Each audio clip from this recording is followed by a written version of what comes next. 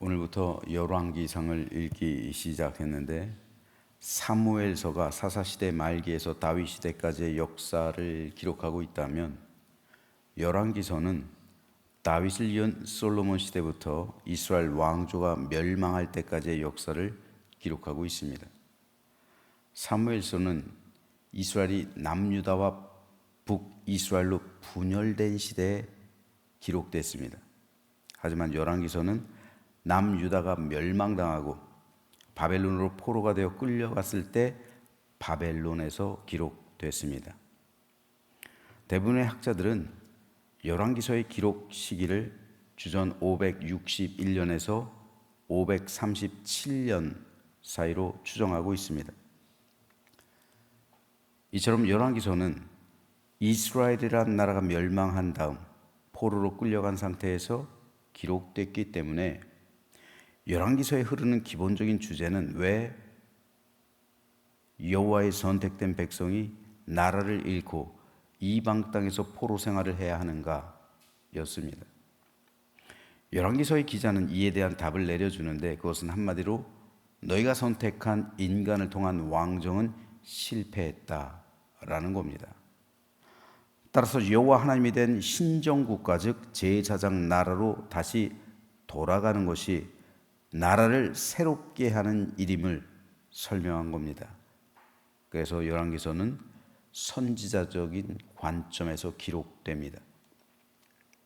반면에 열왕기서에 이은 역대기서는 이스라엘 민족이 바벨론 포로에서 귀환한 이후에 기록되었습니다. 그래서 다시 한번 회복해 하시는 하나님의 은혜를 통해 새로운 역사를 창조하기를 희망하며 이스라엘 역사를 기록해 나간 겁니다. 따라서 역대기서는 북이스라엘의 좋지 않은 역사는 과감하게 생략합니다. 그리고 제사장적 관점에서 역대기서를 기록하고 있습니다. 이제 오늘부터는 열왕기상을 살펴볼 텐데 열왕기상은 크게 세 부분으로 나눌 수가 있습니다. 1장에서 10장은 신정 왕국의 평화와 번영에 대해서 기록하고 있고요. 11장은 전환점이에요. 전반부와 후반부로 나뉘는 전환점인데 신정 왕국의 변질에 대해서 기록하고 있습니다. 그리고 후반부인 12장에서 22장은 신정 왕국의 분열과 열왕의 통치에 대해서 기록하고 있습니다. 오늘 이 가운데서 2장을 읽었습니다. 2장 크게 네 문단으로 나눌 수가 있습니다. 1절에서 12절은 다윗의 유언 및 죽음과 솔로몬 시대의 개막 선언을, 13절에서 25절은 아도니아의 처형을, 26절에서 35절은 제사장 아비아달의 파면과 군대장관 요압의 처형을, 36절에서 46절은 시므의 처형에 대해서 기록하고 있습니다.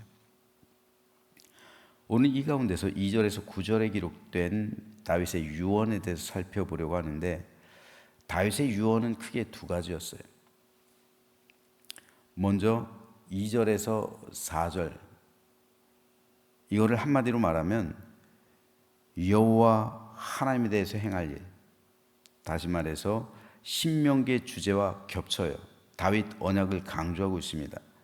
내 하나님 여호와의 명령을 지켜 그 길로 행하여 그 법률과 계명과 율례와 증거를 모세 율법에 기록된 대로 지키라. 그리하면 내가 무엇을 하든 어디로 가든 형통할 것이다. 다윗의 첫 번째 유언입니다. 즉 하나님의 계명을 지켜라. 이것이 여호와 하나님에 대한 그 다윗의 솔로몬을 향한 당부입니다. 두 번째 다윗의 유언은 5절에서 9절입니다. 자, 이것을 한마디로 하면요. 사람에 대해서 행할 일에 대해서 유언하고 있는데요. 신정 왕국 건설에 거슬리는 자들, 즉 요압, 그리고 아도니아, 시므이 이런 자들에 대한 처단, 그리고 반면에 아도니아는 나와 있지 않죠. 다윗이 아도니아에 대해서는 부탁을 하지 않죠. 아들이기 때문에. 하지만은 요압과 시므에 대해서는 처단할 것을 촉구하고 있고요. 그리고 반대로 바르실레 같은 사람들에겐 은혜를 베풀어서 예우해 줄 것을 당부하고 있습니다. 이것이 바로 다윗의 두 번째 유언입니다. 신정 왕국 건설에 거슬리는 자들은 처단하고 도움되는 자들은 예우해 줘라. 이 두 가지 유언을 다윗은 솔로몬에게 남깁니다. 즉 여호와 하나님에 관한 일, 인간에 대한 일. 자, 그리고 나서 10절에 보면 다윗이 그의 조상들과 함께 누워 다윗성에 장사되었다. 다윗의 임종을 기록하고 있어요. 그런데 9절과 10절 사이, 즉 다윗의 마지막 유언의 말, 그리고 10절은 다윗의 임종. 여기는 시간적인 공백이 있어요. 즉 다윗은 솔로몬이 왕이 된 다음에 유언을 남겼어요. 왕이 되기 전에 유언을 남긴 게 아니라 왕이 되고 나서 즉위한 이후에 다윗은 솔로몬에게 유언을 남겼어요. 그러니까 뭡니까? 솔로몬이 왕이 되고 나서 다윗은 임종한 거예요. 그러면은 솔로몬이 왕이 되고 나서 임종했는데 그 기간이 어느 정도 공백기가 있을까요? 우리가 잘 이 부분에 대해서 모르는데 2년이에요. 2년. 솔로몬이 왕이 되고 나서 다윗은 무려 2년 동안 더 살았어요. 그런데 여기서 중요한 일이 벌어집니다. 10절, 즉 다윗이 그의 조상들과 함께 누워 다윗성에 장사되었다는 솔로몬에게 유언을 남기고 왕이 되고 유언을 남기고 나서 무려 2년이 지난 후의 기록인데 이 2년 동안 무슨 일이 있었냐고요. 이 2년 동안 다윗은 2년 동안 그냥 병석에만 누워있지 않았어요. 그냥 침대에서 누워서 있다가 죽은 게 아니에요. 이 2년 동안 다윗은 엄청난 일을 합니다. 어쩌면 다윗 생애 40년 왕위에 있을 때 못지않은 일을 이 2년 동안 해내요. 왕 위에서 있을 때보다 왕 위에서 물러났을 때 2년, 이 2년 동안 아주 중요한 두 가지 일을 합니다. 열왕기서에서는 이에 대한 기록이 없어요. 하지만 역대기서에는 이 두 가지가 무엇인지 아주 자세하게 기록하고 있는데요. 역대상 23장 1절에서 29장 25절까지 이에 대해서 기록하고 있어요. 이 2년 동안 있었던 일에 대해서요. 그것은 첫째로 성전 건축을 준비합니다. 다윗이요. 두 번째로 성전 예배에 대한 규례를 제정해요. 이 두 가지 일을 2년 동안 다윗은 혼신의 힘을 다해서 새롭게 제정하고 성전 건축 준비를 완료한 다음에 죽어요. 그리고 솔로몬은 이에 따라 행하게 돼요. 성전 건축도 하고 그리고 성전 예배를 시작합니다. 이 성전 예배에 찬양대를 도입한 건 다윗 처음이에요. 다윗이 성가대도 도입하고 그리고 레위인들로 하여금 직무에 따라서 돌아가게 만들고 반열을 만들고 그리고 성가대를 찬양대를 조직해 가지고 돌아가면서 그러니까 아삽의 찬양대, 해만의 찬양대 이렇게 조직하죠. 여두둔의 찬양대 이렇게요. 성전 예배에 대한 규례를 제정합니다. 그래서 2년 동안 다윗은 혼신의 힘을 다해서 이 두 가지 위대한 일을 하고 죽어요. 고린도후서 4장 16절에는 그러므로 우리가 낙심하지 아니하노니 우리 겉사람은 낡아지나 우리의 속사람은 날로 새로워지도다 라는 고백을 바울은 합니다. 이 바울의 고백처럼 다윗의 겉사람은 낡아졌어요. 그러니까 왕위도 선위하잖아요. 양보하잖아요. 하지만 다윗의 속사람은 새로워졌어요. 이를 통해 우리가 봅니다. 우리가 늙는 것은요, 육신이고 나이지 영혼과 믿음이 늙는 게 아니에요. 우리 육신이 늙지 우리 영혼이 늙습니까? 어르신들 말씀을 들으면 마음은 청춘이라고 하잖아요. 그렇죠? 내 육신은 늙지만 마음은 청춘이에요. 마음이 늙어요? 그 마음이 뭡니까? 영혼이잖아요. 마음으로 대표되는 이 영혼은 안 늙어요. 영혼은 싱그러워질 수 있어요. 얼마든지 싱그러워질 수 있어요. 늙는 건 내 육신의 나이죠. 내 육신이 늙는 거지 영혼이 늙지 않습니다. 내 모습이 낡아지는 것이지 믿음이 낡아지는 게 아니에요. 오히려 반대가 될 수가 있는 거예요. 내 영혼, 내 영성은 나이가 들수록 깊어질 수가 있고요. 내 믿음은 육신이 노쇠할수록 더 좋아질 수가 있는 거예요. 더 새로워질 수가 있는 거예요. 다윗이 그런 거예요. 다윗은 2년 동안 죽음 향해 달려가면서도 왕 위에서 물러난 이후에 성전 건축 모든 재료를 마련해놔요. 그리고 모든 하나님께 드리는 제사, 예배, 모든 규례를 새롭게 제정해놔요. 그리고 죽음을 맞이합니다. 죽는 그 순간까지 다윗의 영혼은 생생하게 살아있었어요. 하나님을 향한 다윗의 믿음은 싱그러웠습니다. 그러므로 내 영혼의 젊음, 내 믿음의 싱그러움은 얼마든지 우리 안에서 새로워질 수가 있는 거예요. 내 믿음, 내 영혼의 싱그러움은 하나님을 향한 열망에 있는 거예요. 나이에 있지 않습니다. 그러므로 오늘 우리 역시 동일합니다. 우리 믿음 그리고 하나님을 향한 사랑과 소망은 세월이 흐를수록 더 깊어져야 해요. 그럴 때 겉사람은 나이가 들겠지만 속사람은 싱그러워지고 새롭게 되는 거예요. 지금 한국 교계에 존경할 만한 목회자들이 별로 없다고 합니다.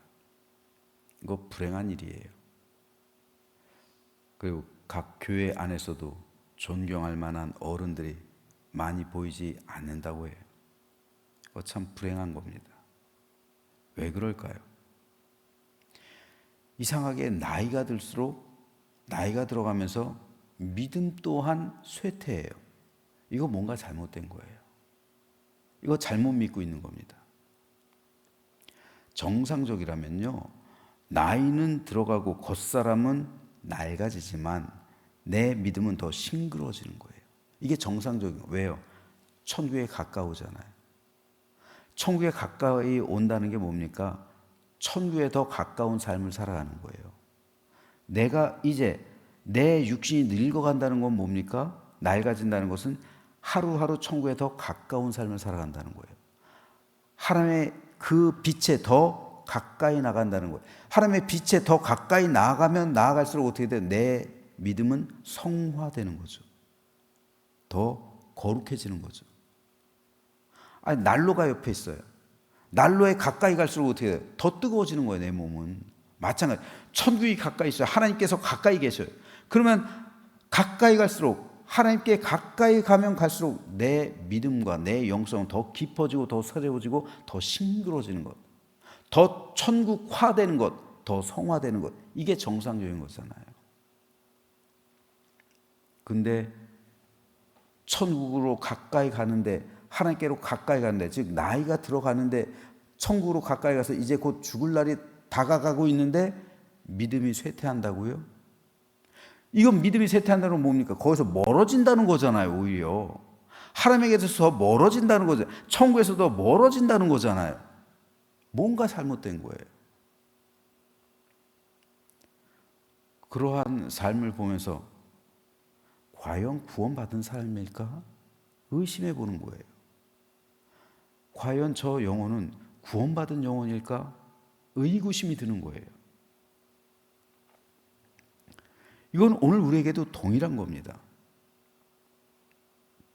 우리의 믿음과 하나님을 향한 신실한 마음과 우리 영성은 세월이 흐를수록 더 깊어져야 되는 거예요.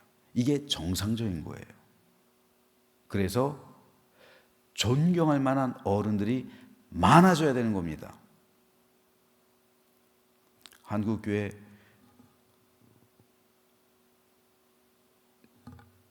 젊은 세대들이 별로 없어진다. 노인들이 많아진다. 그러면요, 여러분, 정상적으로 믿음 생활하면 노인들이 많아진다는 것은 어떤 뜻입니까? 영성이 깊은 사람들이 많아진다는 거예요.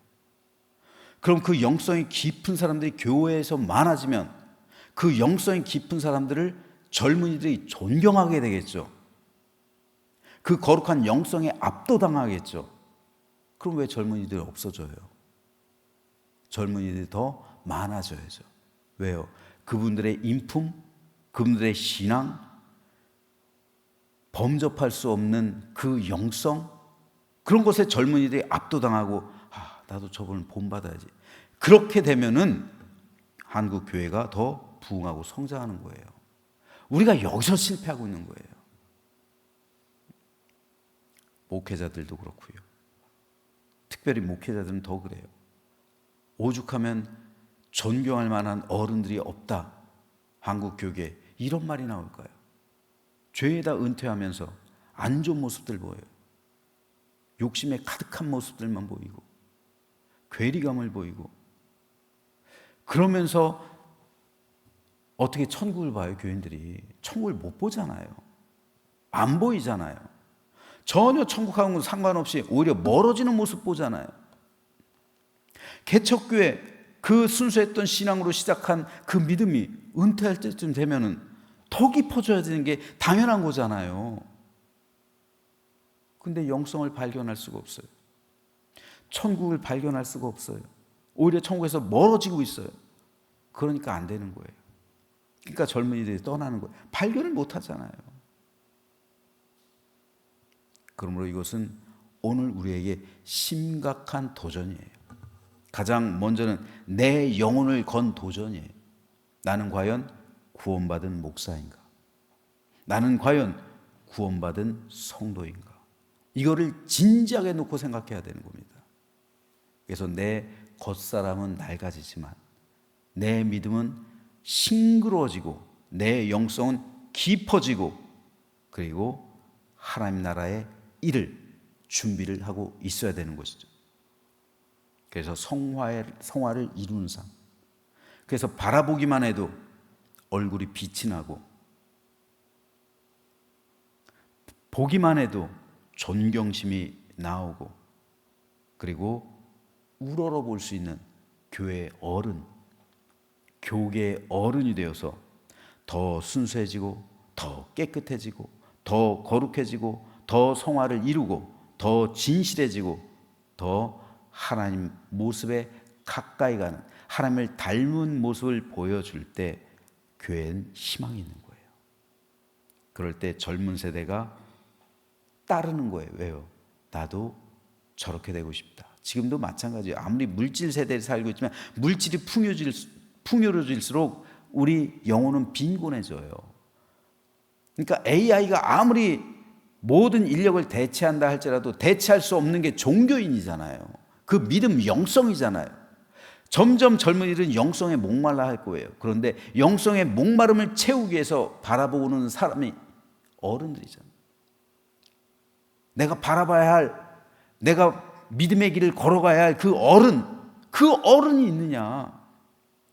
다윗에게서 발견할 수 있는 거예요. 다윗에게서. 죽을 때까지. 그러면 저는 저와 여러분 모두가 다윗처럼 이러한 신앙의 성숙과 깊은 영성을 소유하게 되기를 소망합니다. 그래서 내 겉사람은 낡아지지만 내 속사람은 매일 더 새로워지고 내 믿음의 영성은 더 깊어져서 마음껏 존경할 수 있는 교회의 어른이 되고, 우리 목회자들은 교우의 어른이 되는 아름답고 복된 믿음의 길을 걸어가는 우리 모두가 되시기를 주님의 이름으로 축원합니다.